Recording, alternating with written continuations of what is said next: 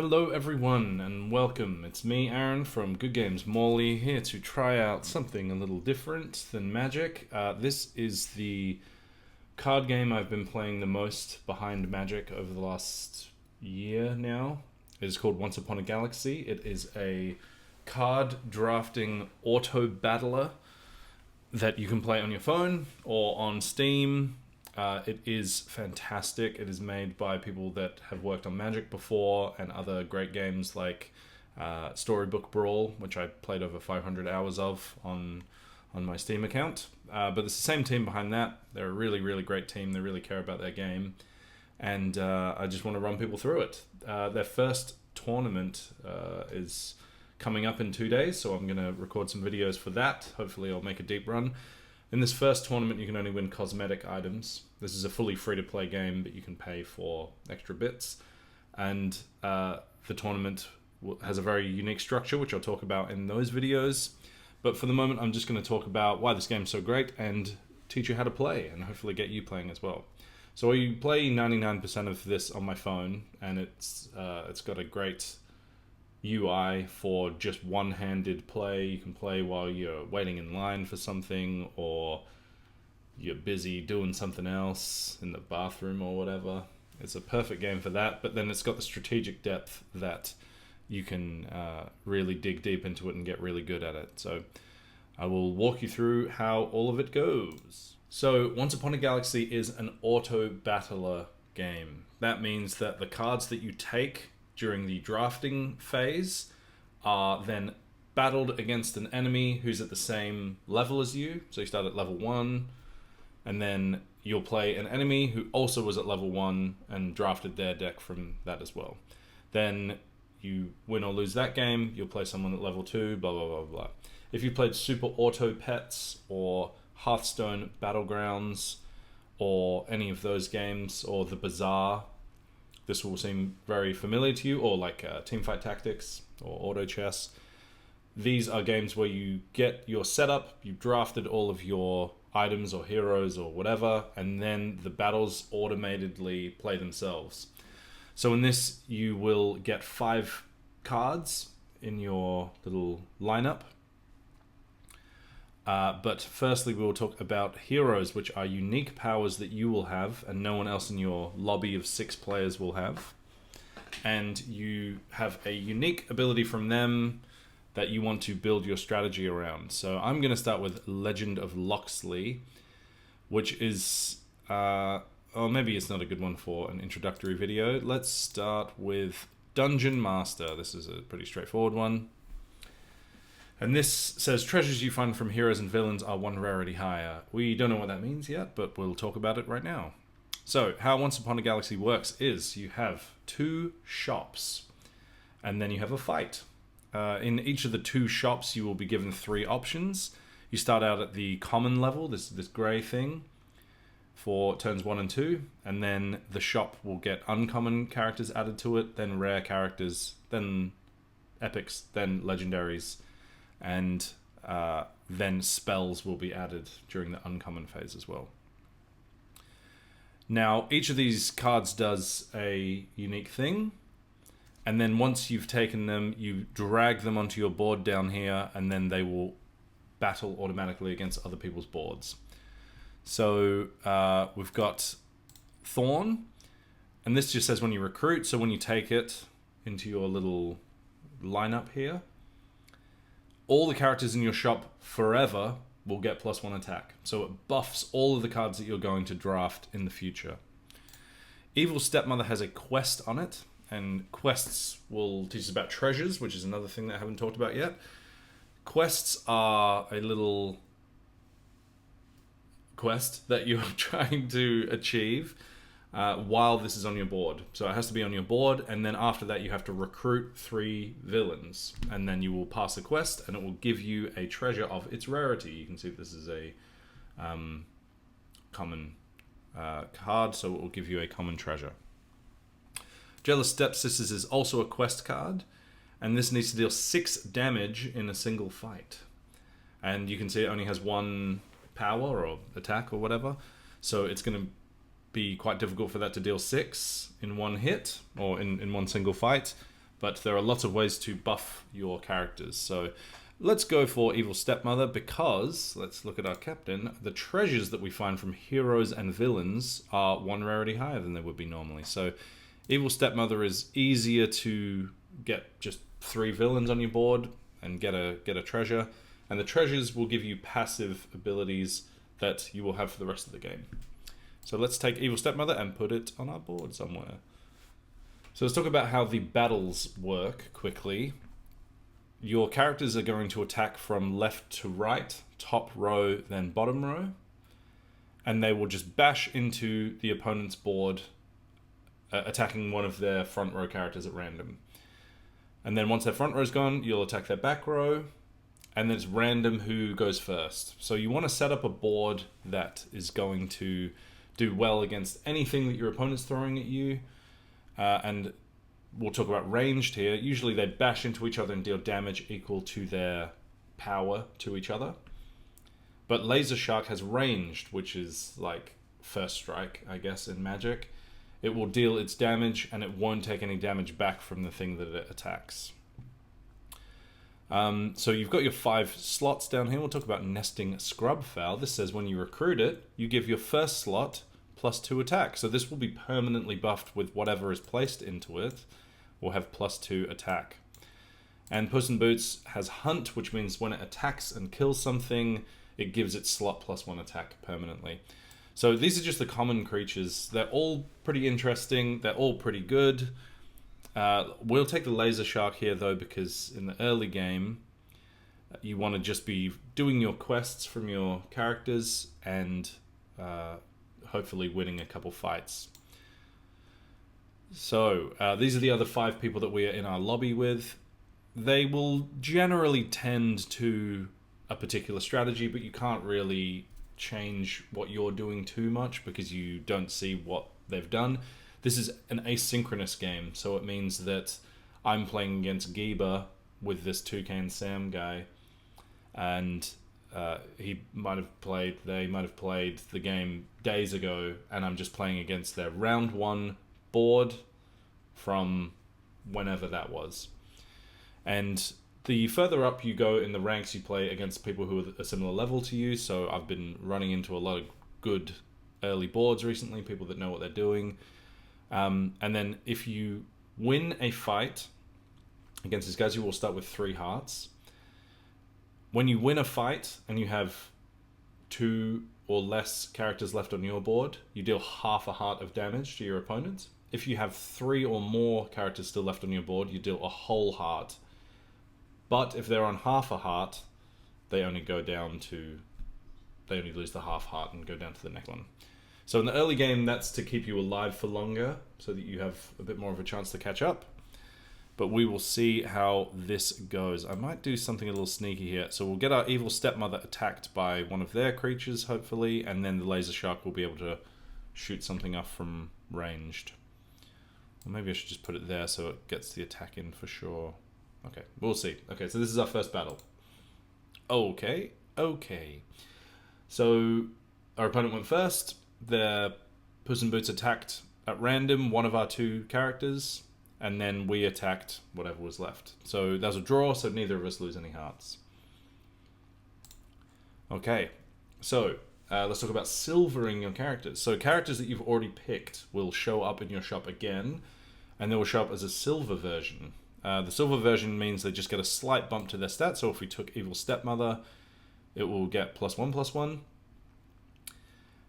And the other things are, we've seen what the Thorn does, that upgrades your shop. And this has a quest to attack 3 times. So we don't really want this on our board for too much longer, so it's good early.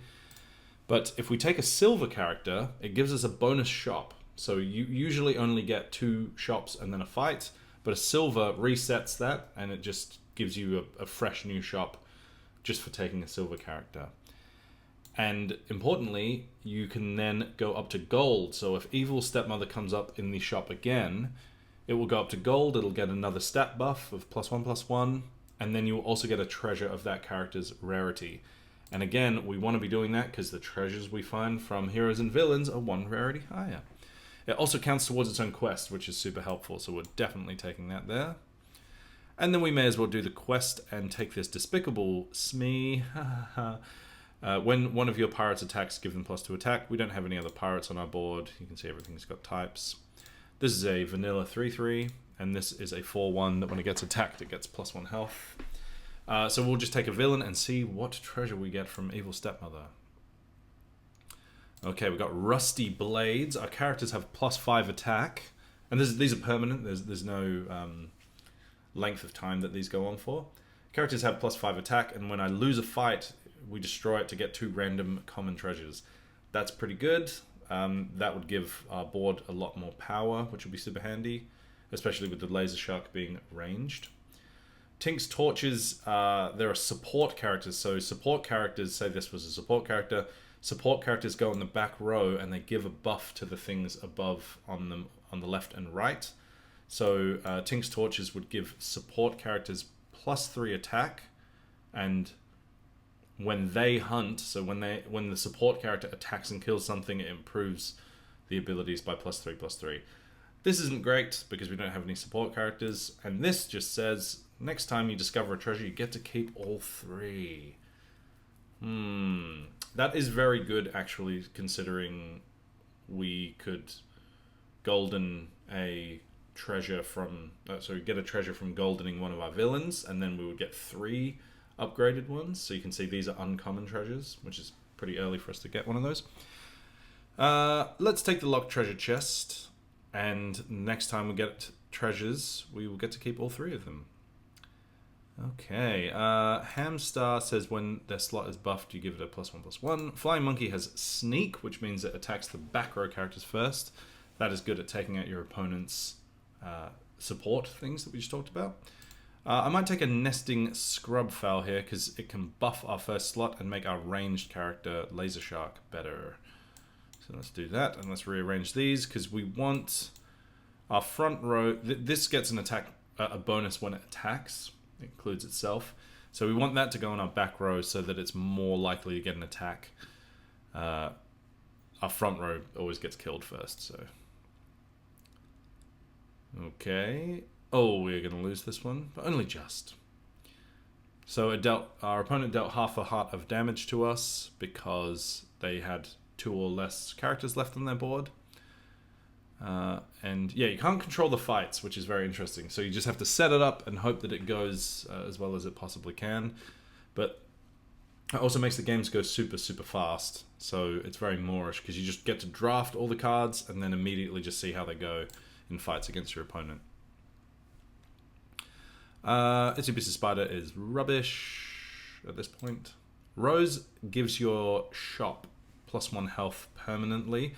That's good, but you want to be doing that a little earlier than this, and so maybe we should just take our first uncommon character, which is a support card, and when a character in front of me attacks, it gets +1/+1. So let's put that over here. Aha, yes. Okay, great. So we can take our first golden character, and you get a treasure of its rarity. But because we have this, they're 1 rarity higher, and because of this, we will get to keep all 3. So let's see what cool treasures we get. Dracula's Fangs says your first character has Farewell +5/+5. That's pretty good with the Laser Shark. It's going to grow. Farewell means when it dies, it gets a bonus. Encyclopedia Spelltanica. Each spell you've cast this game counts as a treasure for Treasure Hoard. Treasure Hoard is an ability that your characters can get that give them +1/+1 for each treasure you have. We don't have any characters with Treasure Hoard at the moment, so this will be better later. And Royal Invitation, your first shop always has 3 characters of your shop's rarity. That's very handy because you don't always get cards of your rarity in every shop. I'm just going to put myself down here so you can see all the treasures. So we've got some... we don't really have anything to build around here. We want things with Treasure Hoard in case we cast lots of spells. But I'll explain spells after this. So we're going into another battle here.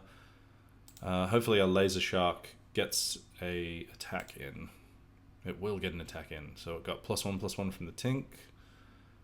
And we've won our first fight. So if you win a fight and you only have half health, you heal back up. So that's a good way to get back into the game. And we only ended with 1 character on our board, so we dealt half a heart of damage to our opponent. Okay, we have one of my favorite cards here, which is Wink. Who does that remind you of? When Wink hunts, so when he attacks and kills someone, buffs from your Fey cards give a additional +1/+1 for the rest of the game. This is great because it scales up really nicely, and then every Fey, so say this will increase to +2/+2 as soon as Wink gets a kill off. And if he is buffed by a Fey, that's going to tend to even more buffs, because he's more likely to get a hunt, and then all of your future fairies will give bigger buffs. I'm just going to take some silver characters to refresh the shops here. And let's talk about spells now. So spells are a 4th slot in every shop, past the common point. This one says, get a random character of your shop's rarity. So this is just a spell that does one thing. It doesn't add anything new to your board. And this will just give me a random character. So it's kind of like I just took a random thing from the shop. But we don't really want any of these things. Oh, we could take a Peter Pan. So when you recruit, this will give your buffs from Fey, giving +1 health for the rest of the game. So Tink will now read +1/+2 when a character in front of it attacks. Let's take a Peter Pan. Now you can, if you want to recruit a character but not put them onto your board because everything else is bigger, or you want to keep their abilities around or whatever, you can just drag it up here and you still get to recruit it, but it's kind of like you discard it before recruiting it. Okay, so we're playing against Squirtle Squad Goon. Hopefully our Wink will get a slay off. Oh, we did not. That's very sad. But Laser Shark is huge, and it's going to carry us to victory. Very good. Okay. So we're up to rare now, which are these blue symbol ones. This has a recruit that make the buffs on your next treasure +1/+2. That can be pretty handy. This has a pirate payoff. They get hunt +3/+3. We're not really building around pirates, so we can kind of ignore that. And Ship Shape Inspector has a quest that says, have each of your slots buffed, and you do need to look underneath your characters to see if they're all buffed. But we only buffed that one from that nesting scrub fowl before. So I might just take something to upgrade our board, because Evil Stepmother, once you've done its quest, is just a bit obsolete. So let's just get something larger to replace there. Blackbeard's Parrot goes well with the Smee because it is a pirate itself, and so Smee will give it +2 when it attacks. Now I'm going to ignore all these characters here and take my favorite card in the game, which is True Love's Kiss. True Love's Kiss, you transform a character into a random character, 1 rarity higher.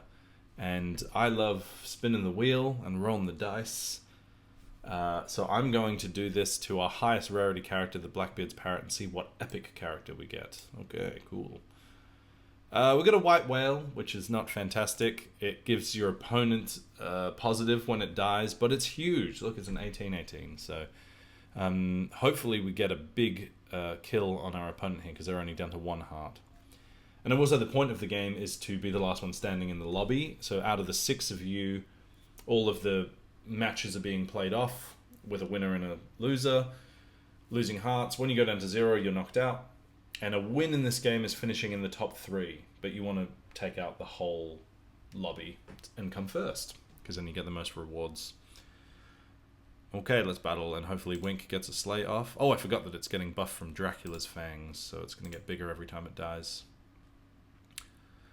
Huge! Well done. Good battle, us. Go us and our board setup. We slayed them because we've got 3 or more characters on our board. We did a whole heart of damage to them. So we have knocked them out of the lobby with our White Whale. Very good.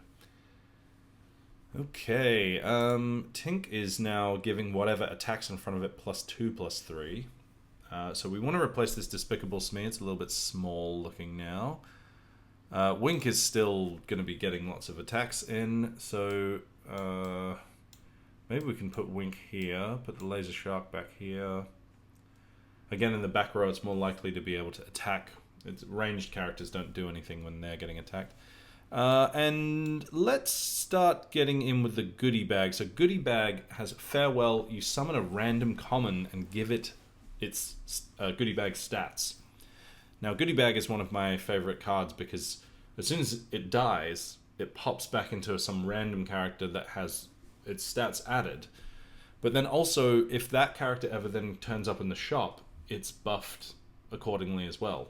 So there's some interesting design stuff in this game where things just get bigger and bigger and bigger as the game goes on. So I'm going to take a cool Goodie Bag there. And I am rushing through the picks a little bit and not going through every card because there's so many cards and reading through every single one. And these are lower rarity anyway. This just has like a farewell that the next thing you recruit has +5/+6. But you can see the huge amount of strategy that goes on in just picking a few random cards. So I'm going to take this True Love's Kiss again and upgrade our Epic to a Legendary because I like gambling. Okay, Titania is a great card. This is a legendary that says, each fight you give the characters in front of you +1/+22. It's usually +0/+20, but because we have been upgrading our fairy buffs with Wink, we have made this more powerful. So I want to give the Goodie Bag the stats, so the support characters only hit the things that are in front of them. Maybe we want Titania in front, behind Wink and Goodie Bag. So Wink is more likely to survive to get a buff. Goodie Bag will get +1/+22 as soon as the battle starts, and then it will pop into a character that has its stats, so it will just get bigger every time. Okay, this is looking very good for us. Our opponent had the genie that attacks for 1 million damage, so it just kills anything that it attacks. But we slayed them anyway. The Goodie Bag turned into a Peachy Queen. Okay, so we've got a few different options here. The Sunflary is just an epic support character. It gives +9/+10. That might be really good with our Goodie Bag, so I think we'll be taking that. Mockingbird is kind of like Goodie Bag, but it spits out an animal and gives it +6/+6. So if you build lots of animals, the Mockingbird gets bigger. And Scar is... when it hunts, it gives +4/+4, and then future villains in your shop will get +4/+4 as well. That's okay, but let's take a Sunflary here and replace our Tink, which is giving an okay buff, but the character has to attack for it to work. Sunflary is just passive, +9/+10. Okay, now the buffs work for whatever pops up in that slot again, so I might replace the Laser Shark here with a Mockingbird. Because when the Mockingbird dies and is replaced by the animal, it will also get buffed by the Sunflary, giving +9/+10. So let's do that. And this is a creature that gets bigger the more treasures you have, but when you golden it, you get to keep an extra treasure. It's like, fine. And we're not taking that. Okay, let's take a Mockingbird. And we're playing against someone who is undefeated so far, so let's hope we get a slay on them. Yeah, this looks really good. Goodie Bag is too powerful. Awesome. Okay, we're killing this. Now, there's so much to think about in this game. I have not even been thinking about treasures from heroes and villains getting high, because I'm just looking at the numbers go up. That's why Wink is so great, because these buffs are just getting bigger every turn. Wink gets a hunt. We can take Pisces, not add it to our board, and just say buffs from Fae give +3/+3 for the rest of the game. So that will be a permanent little buff to our fairies thing that we've got going on here. And I don't think we need any of these. They're a little bit smaller than the things we have on the board. So I'm just going to take a Lightning Bolt, which just deals 20 damage to an enemy at the beginning of the fight. So we're in the top 4. 2 have been knocked out already, so we're playing against Squad or Squad Goon. Hopefully our Lightning Bolt picks something off for 20 damage. Oh, it hit one of the support characters, which is great. Awesome, killing it. This is huge. Great game, great game. Okay. So we have one of the best fairy payoffs here, which is Flopsy. It has Treasure Hoard 4, so it gets +4/+4 for every treasure that we own. So it starts as a 20/20, so 36/36 at the moment. When we add it to our board, every single shop will get its stats added to it on the left. So we're just going to keep growing our shop over and over and over. and getting bigger and bigger creatures in there. I think it may be worth putting it in place of the Mockingbird, but we want it to get bigger in the future, so it'll get buffed from Titania, +7, +28, and then we can replace the Wink. So let's do that. Nessie is a 50/50 vanilla creature, and this is my least favorite legendary. It gives your characters, when they die, their slot gets +4/+4, like, whatever, that's not that good. It's good with toys that die and stuff, but that's Flopsy in the middle there.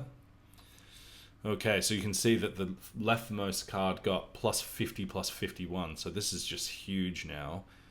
But it's in every shop, so we can just take a silver card here, drag it up there, get its ability, +3/+3 for the rest of the game from Fey buffs, and then see what else we get. Okay, Rage Mage is big because Flopsy's making it larger, but it's kind of crappy. It says whenever you cast a spell directly, you give it slot +2/+2. I think we might take this legendary spell, Mixo Macho.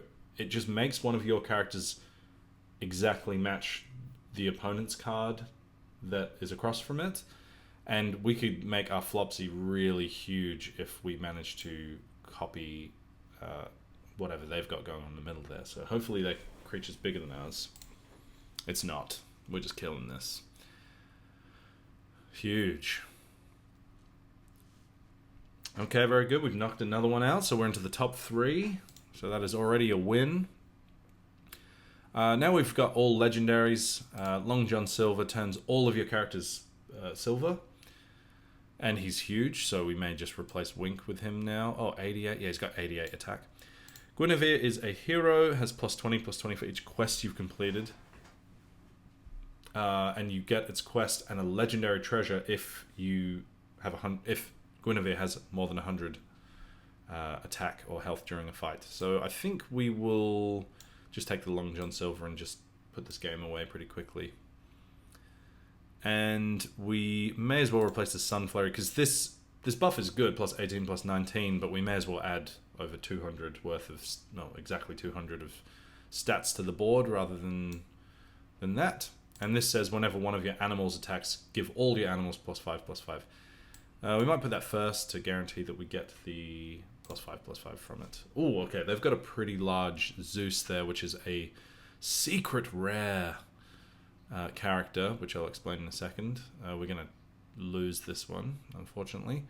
And we took a whole heart of damage, because that means we're in the last 2 in the lobby. So when there's only 2 of you left in there, every fight, win or lose, someone will take a whole heart of damage. So the game ramps up really quickly once you get to the final 2. So they have a Zeus in slot 1, so we'll need to do something to counter that.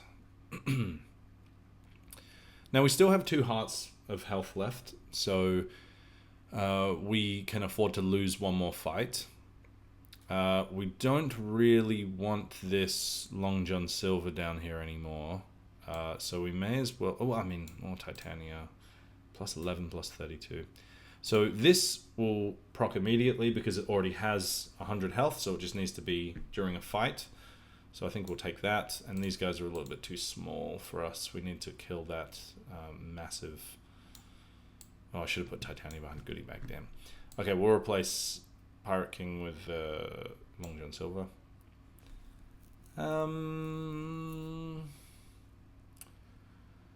So we can take the silver and just get a new shop and see what happens. But Midas Touch turns a silver character golden. You don't get the treasure, but you do get whatever its golden ability is. And golden abilities usually double whatever it says. So Flopsy would say the leftmost character in your shop gets double my stats. So I think that we should Midas Touch the Flopsy and just make our shop really huge. And even if we lose the next fight to that Zeus that's getting really big, our shop will be so huge from Flopsy giving double its stats to everything. So I think that is the play here.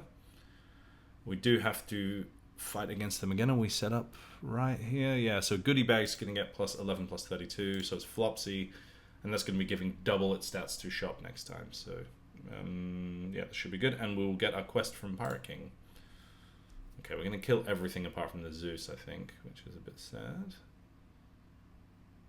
Okay, some ranged attacks getting in there. Oh, okay, it's going to be close. No, it's not. We have lost. Okay. Let's make a really huge shop. So these are the legendary treasures. This one says cast lightning bolt, so deal 20 damage to something. And whenever you cast a combat spell, all your characters get +5/+5. That's fine. 20 damage isn't killing anything on their board at the moment, so it's kind of moot. So it's not a great legendary treasure. Tiamat's Claw is good if we have lots of things that die and lots of dragons, because you get random treasures. And Mercy just says when you kill something, the slot gets +15/+15. I think these are all kind of mid, and win or lose the next fight, the game's going to be over. So the only one that is that impactful is Statue, giving everything +5/+5. So let's take that, see what we get. Okay, that's really good. So it is a gold version of Titania, so it's going to give double its buff. And also we're going to get a treasure from it. And it was buffed by Flopsy because it's the leftmost slot in the shop. So that is a really good pickup. That will be able to slay Zeus, hopefully. And then we have Trident, which gives your characters +15 attack permanently every round. And then 15 health the next turn. Is that a SpongeBob reference? I only just realized that. Wow. Oh my god. Excalibur buffs your heroes, but we don't have any heroes, and it's probably a little bit too late to pick them up. But Hand of Midas is good. Making a random character golden in your shop means you get its golden ability and the treasure of its rarity. So I think we'll take that, see what we get. We got another gold legendary, so we could get that, and it's a treasure.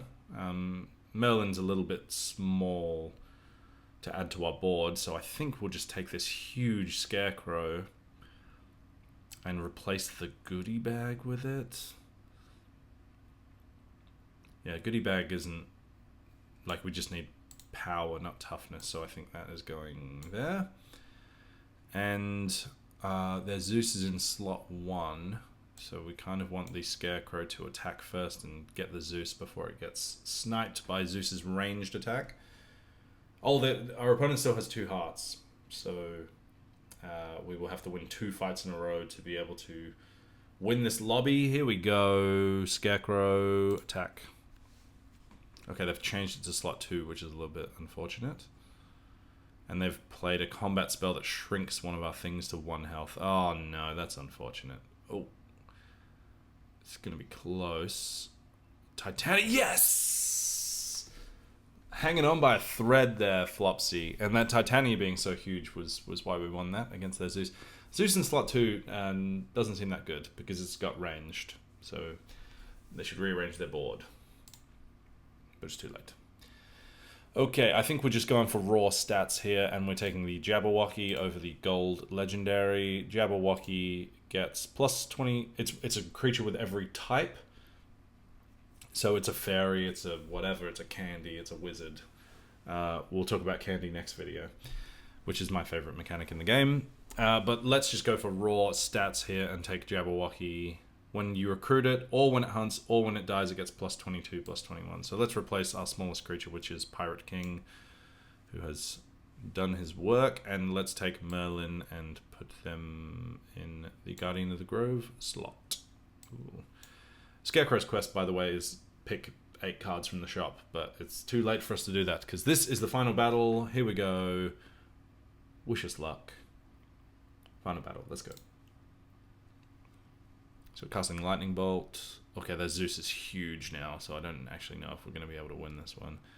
He's going to snipe our Merlin, but he survived! Yes! Yeah! Take down a lobby. So, Flopsy, MVP, very powerful. Maybe a little bit too good at Legend compared to everything else. But that is the basics of Once Upon a Galaxy. Thank you very much for watching. I'll be back in a few days with my first tournament, championship games, where you have to get progressively more wins each time to progress. Love this game, addicted to it. You can tell how easy and intuitive it all is, and once it's on your phone and you can play a game in 10 minutes just with a few little thumb swipes, it's so good. So thanks for watching, and I'll see you next time for some more Once Upon a Galaxy. Bye. Victory, yay!